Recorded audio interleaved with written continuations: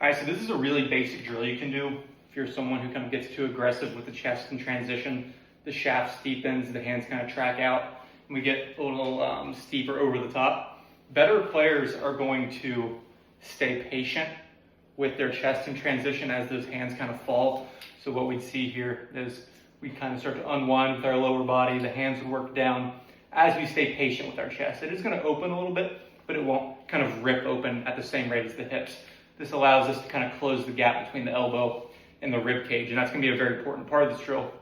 Just focusing on closing that gap in transition, kind of as the hips start to unwind, you shift your pressure, that back will stay to the target. It's going to be through a little bit of side bend and a little bit of arm lowering, not just one and just the other, a little bit of both. So what that comes from is our head kind of staying centered as we shift our pressure. If we let our head go, then we'd still be coming over the top. So a little bit of side bend, a little bit of arm lowering. But without further ado, let's get to the drill here. So I've got the edge of a wall here, kind of the outside edge.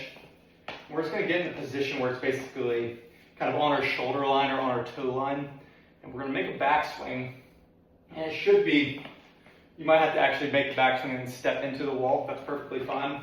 But it should be, you should have about an inch or so, 2 inches at the top of the swing. And all we're going to try to do here is focus on unwinding the lower body as these hands kind of track down the wall rather than kind of out where they would hit the wall. So you need that instant feedback. The hands need to be kind of close to the wall. So if you unwind everything too early, the hands will hit the wall here. So backswing, and then I'm going to work on tracking them down the wall. And then they actually should get to a point where if you're standing like maybe a foot off the edge of the wall, that they'll kind of get in front of the wall and you can swing through. That's a really good feel.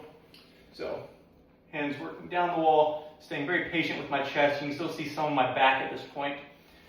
And then we're kind of pushing up, and then the hands can start to work out. So from this angle, rather than everything going at once, hands are kind of working down.